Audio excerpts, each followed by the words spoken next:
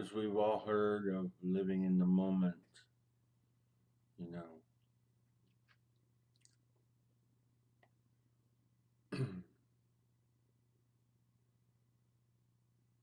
And I think what happens when we hear words words,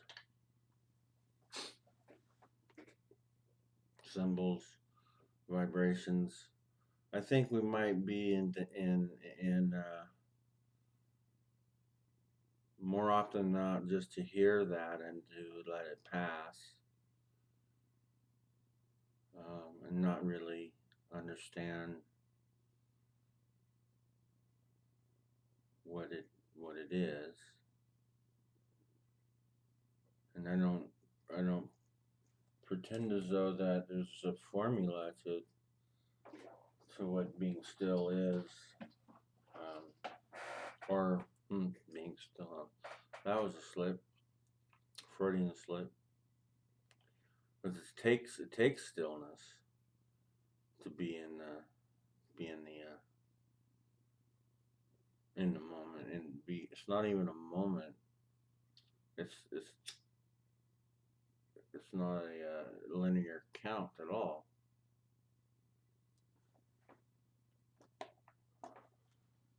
The power of this uh, is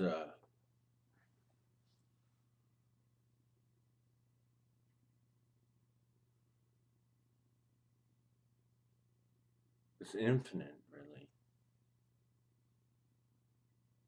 It can certainly mean the difference between life and death, or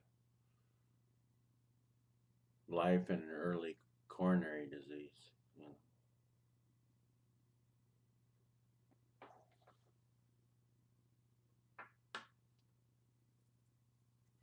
I can't imagine how to talk about such a thing, because when we're talking, we're it's a linear projection of our minds.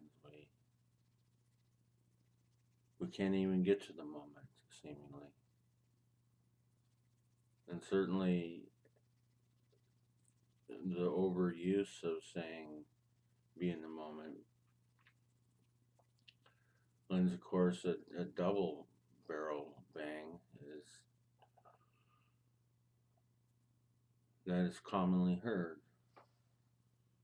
So it's commonly dismissed. It's a habit of the mind. You know, really examine it, and all of our language is like that.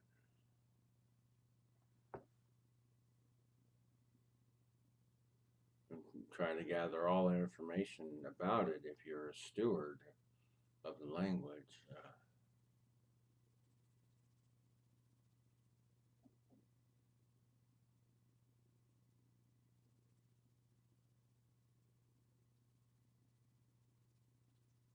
I know what benefits are when that happens. If you get to the point of be, because what falls off is your problems. Your problems have to fall off because there isn't any problems when you're living at a heartbeat, at a fraction of a heartbeat. You can't define being because you can't say it's half a second, because there's no linearness to it. So by definition, that would be infinite. Being the be makes sense.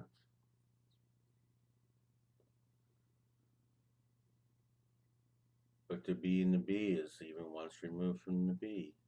Mhm. So all your problems will fall away and say, "Well, bullshit. I can't pay rent," you know. And I'm the worst at that. Well, one of the worst. Maybe not the worst, but certainly not the best at living in the moment.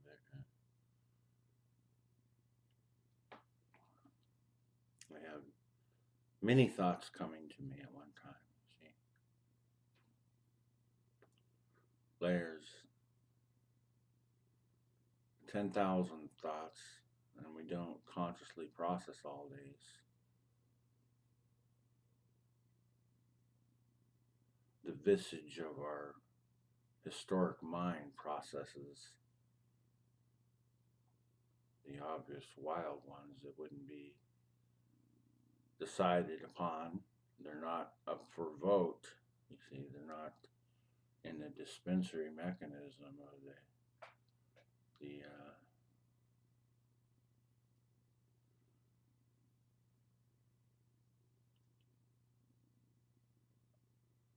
the agitators break down most of our original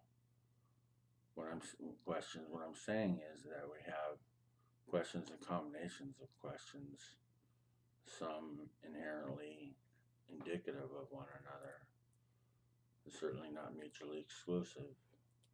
But we have many thoughts before we come to it. We decide upon one thought as better, best than the rest. I'm not going to get into that because I covered it in another evening.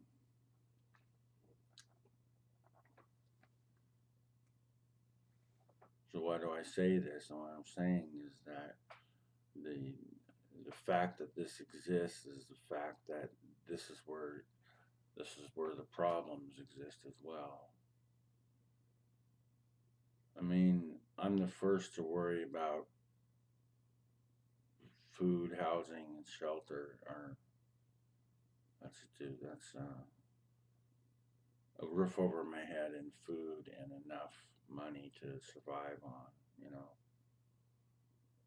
in a pretty much comfortable fashion. But I've been in a place where I haven't been comfortable, and I've made it through. And I often wonder, what if I was in the moment, the times that I was stressed out about not having enough money to take care of your basic needs at one point or another? What if I was being in that moment too? Would I have gotten through that with less anxiety? I would. The answer is yes, of course.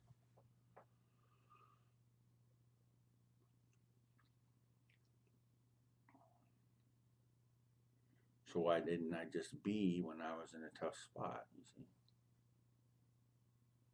if I'm creating apologetics for that proposition, then why don't I just be now? Mhm.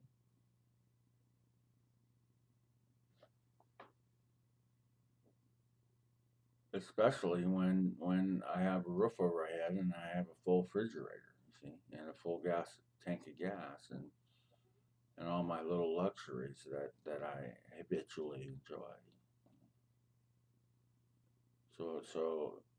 So I have my Maslow's, you know, lower echelon of my needs met.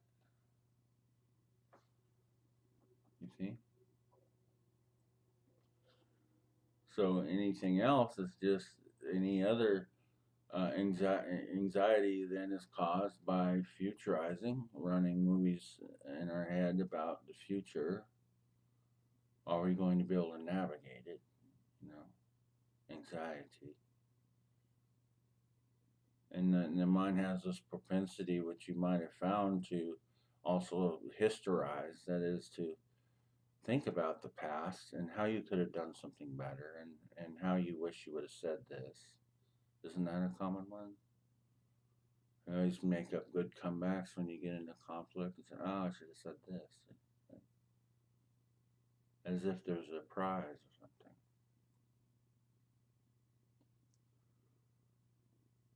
All this mantle falls off, all these trappings fall off, you see.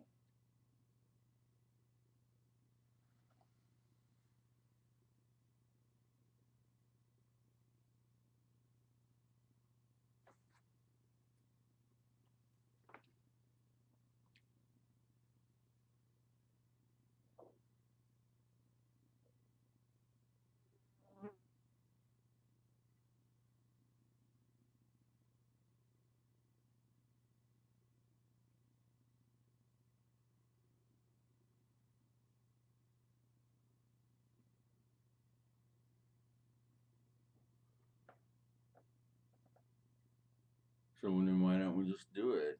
Isn't that enough information? One might say. Well, yeah, that makes sense. It's logical just to be, but then it becomes a formula. You see? Oh well, it makes sense. So I guess I'll be. This is a product of computation. But that's okay.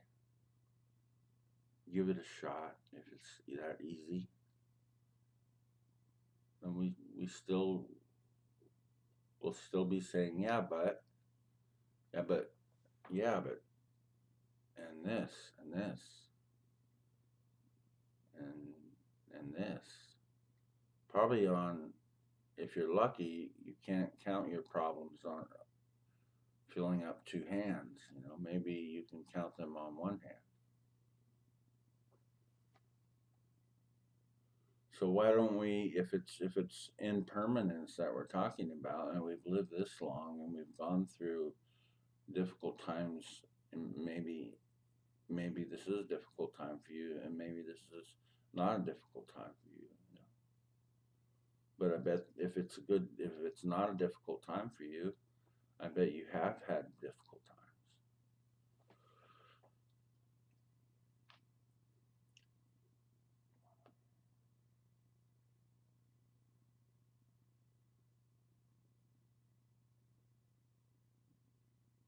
So it's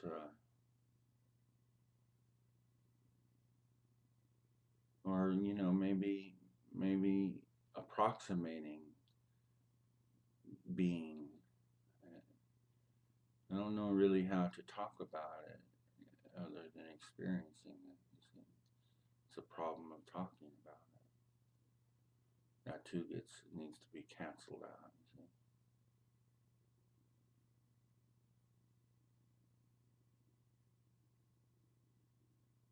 Yeah, but there's always some reserve in the mind that refuses to let us to be. Keeps He keeps going.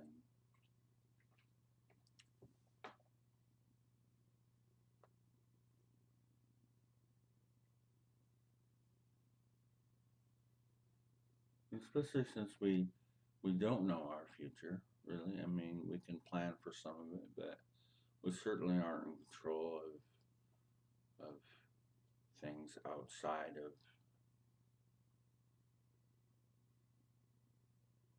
how we react to things that happen to us that are out of our control. That's the only control we have, how we react to the things that happen to us that are completely out of our control.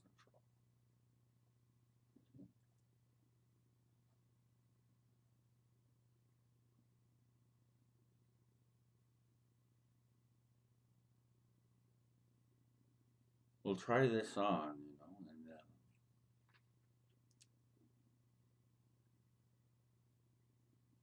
and I know you're gonna.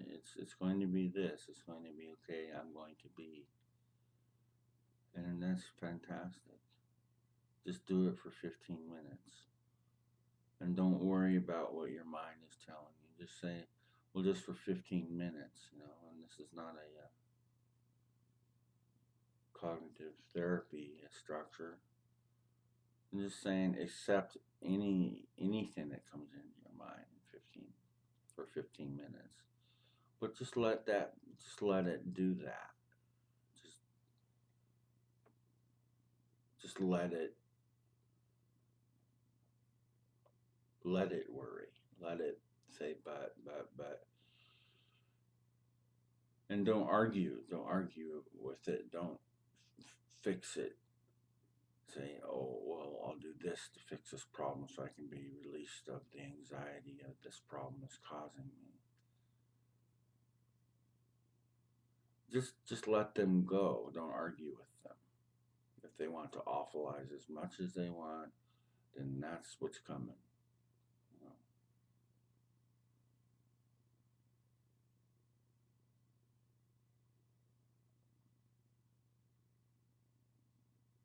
See, for just a moment or two, and you'll forget if you are in a moment or two, you'll forget that you're in a moment or two. because it's not a linear experience. You can't be going, oh, I'm in the moment. It's 1, 2, 3, 4 seconds. Your mind's very busy when you're doing that.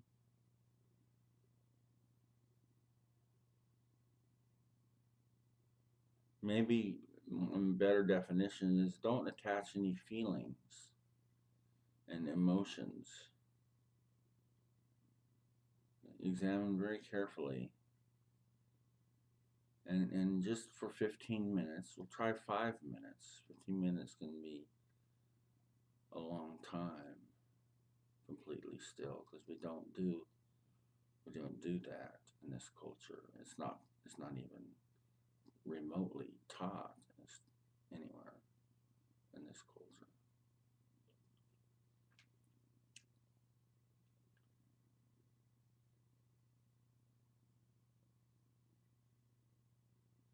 And then you can worry again. You can run the films again, run the future, run the past history or whatever.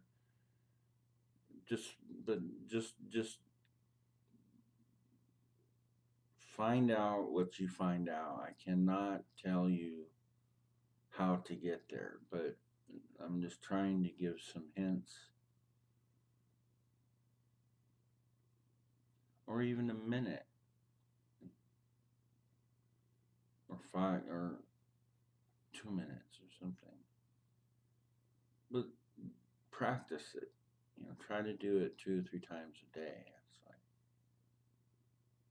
and other things are come up too. Maybe in some silence you'll hear things that are important to you concerning yourself or other people or other callings or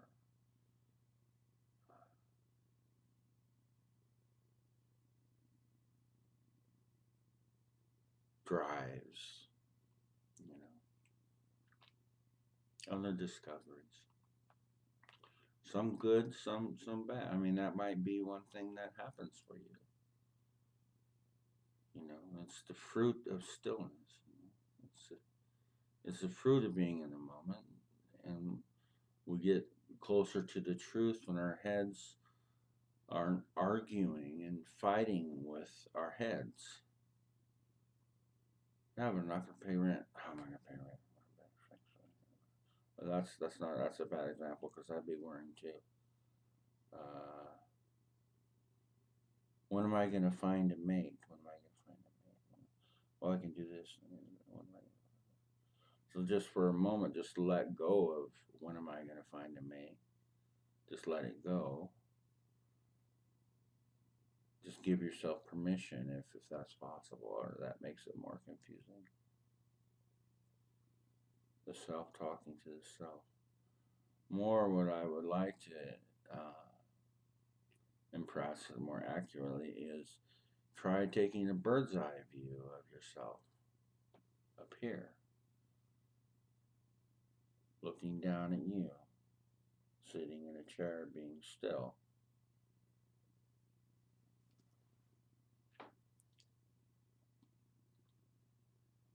So, and then one more, uh, maybe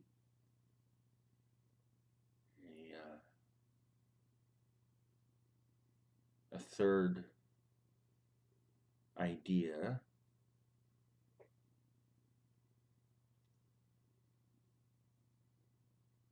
I forgot it now.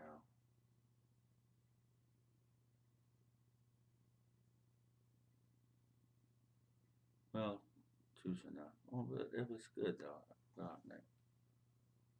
Bear with me a second here. Bird's eye view. Let your thoughts go. Oh, good. And in between, here's a third idea. So picture this now. In between the point where you have yeah, but an argument that goes on in your head that futurizing, historizing, I should have. Should. Anxiety. So at the moment that all this is happening, and then at the moment that you are able to drop it, in between these two is B, right in here. This slot in between my fist. You see, so you have worry and yeah, but and anxiety, and then you have complete release. But see, you're going okay, completely release.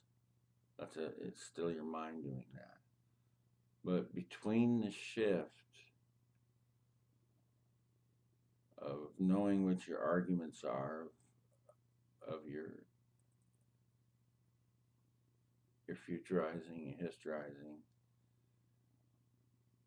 and not arguing with them, there's a space.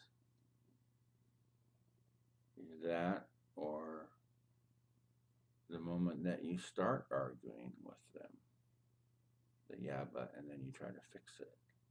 There's a space in between that's very small, but it's a gap. And that can be a hint of B. It's before you start arguing with what your problems are and how to solve them. So there's another, hopefully helpful. I'm not sure. So